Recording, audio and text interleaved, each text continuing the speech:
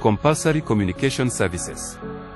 Communication services, in the context of living off the grid, include your services for telephone, cellular and landline, internet, and paid television.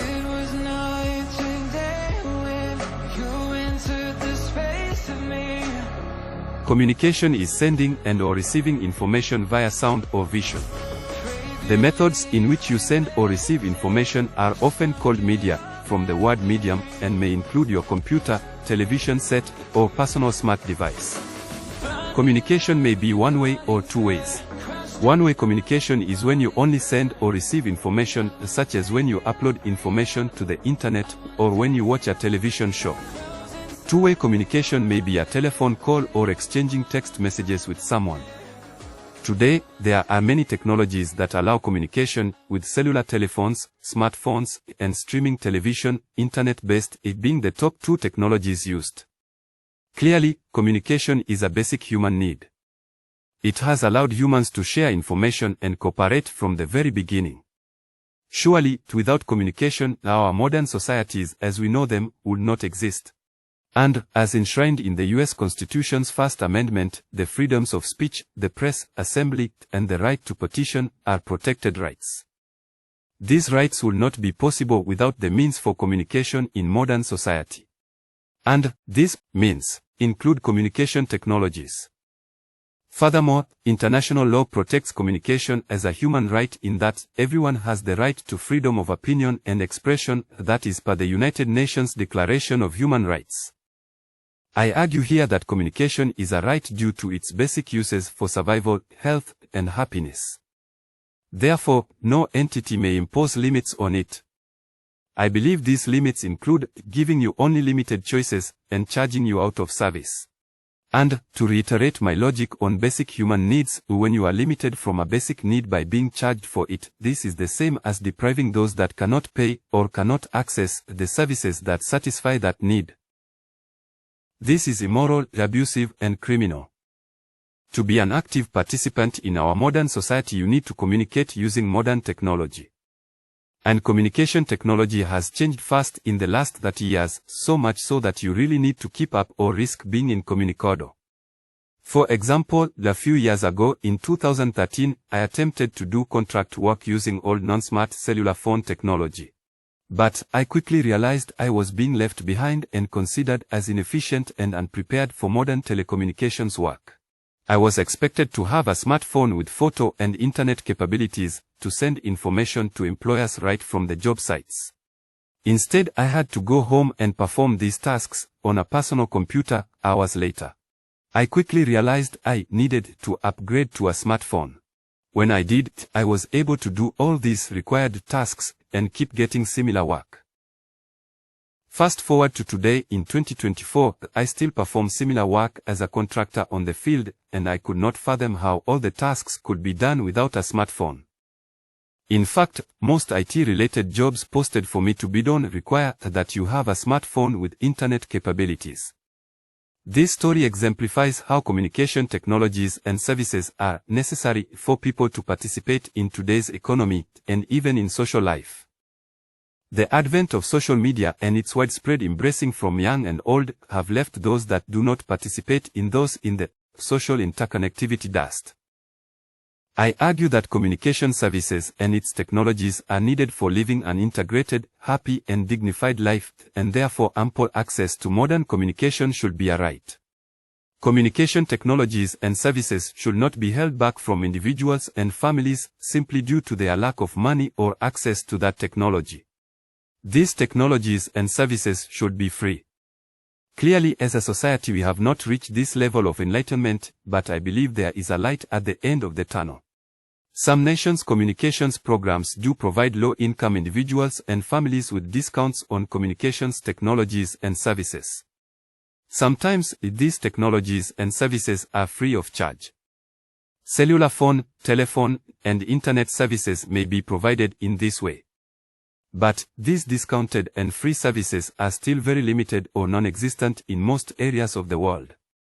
Communication is a basic need, as established above. And, basic human needs seem often to be the ripe targets of for-profit corporations.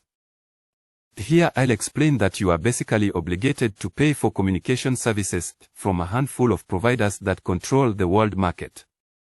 In the US and in many areas of the world, communication services are eye-wateringly expensive. But people feel it is such an important need that they are willing to sacrifice other needs and pay the high price for this. I believe these are expensive because the prices are manipulated by a handful of giant corporations controlling the industry, as will be seen here shortly.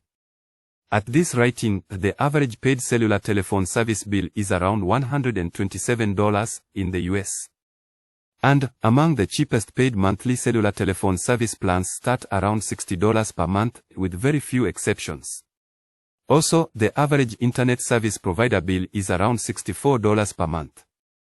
And the average paid cable TV service bill was around $83. Combine these three basic services and on average communication services bill totals to around $274 per month. Ouch. And there may be other services that a growing number of people now commonly pay for, like streaming services, internet television, podcast services, gaming platform subscriptions, satellite radio, and DVD rentals. These routinely increase their subscription prices, so the trend for the cost of these services goes steadily up. So, the cost can be prohibitive for many low-income and poor people in the US, let alone the rest of the world. I argue that you have little choice but to pay for communication prices offered to you. Otherwise, you will surely fall by the wayside and have a hard time competing in our modern economy and even happily participating in society. In addition to the lack of choice of prices, or to pay or not pay at all, you have very few choices as to who provides your communication services. And I believe this is likely the main reason why prices stay high. Pastatista.com, in the US, AT&T, Verizon, and T-Mobile smother 98.98% of all cellular telephone services market. And Perfias Network Magazine, AT&T, Comcast, and Charter pillage 77.5% of the US landline-based internet service market. So, you may have a hard time finding alternative choices to pay less than what these telecommunications giants want to charge. It's true, there are many choices of smaller telecommunication companies to choose from, like Cricket, Metro PCS, Boost Mobile, etc. But these smaller companies all fall under the umbrella of the few big corporations that dominate the US market. That is because these big corporations own the land-based and space-based infrastructure and naturally have the last word as to what everyone else that uses their infrastructure pays. I put "own" in air quotes because these companies often get hefty taxpayer subsidies for their infrastructure projects. In fact, only a handful of companies dominate most of the US market and thus largely control the cost of communication services. In addition, many areas of the world are dominated by national or multinational telecommunications companies, which set the trends on the prices you pay to access their services. Top among these companies include China Mobile, T-Mobile, Comcast, Verizon, and AT&T. For the many reasons above, I believe paid communication services are obligatory. We have little or no choice but to use modern communication. We either use it or be sidelined.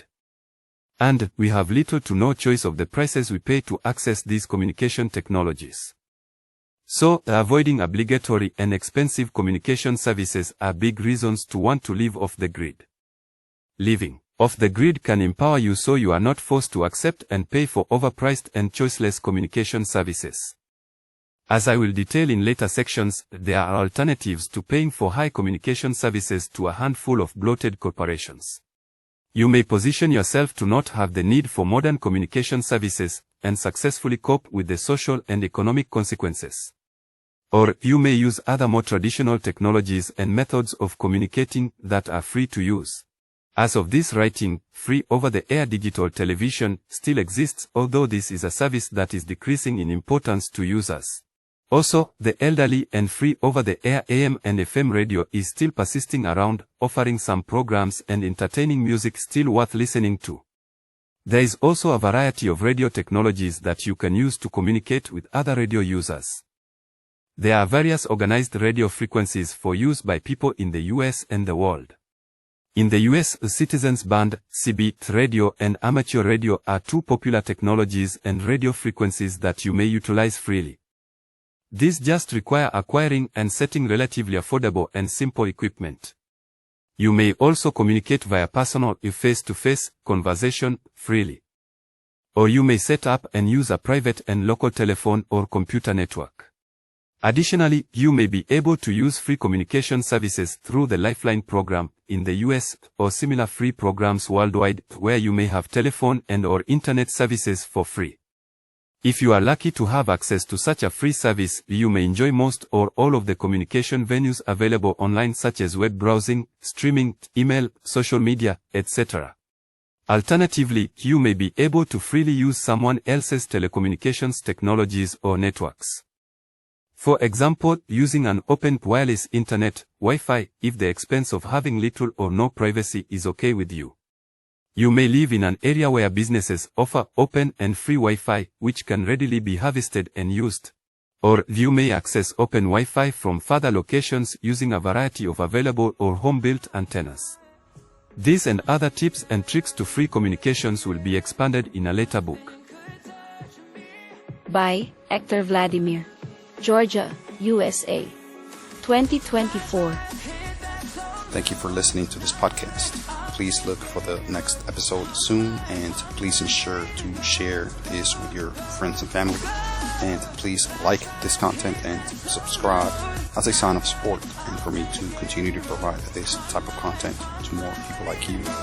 Lastly, if you wish to support this content further, please visit the links provided in this publication. Thank you.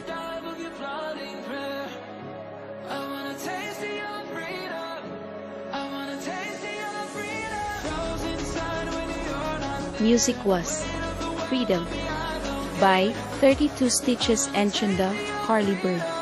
NCS release 2022.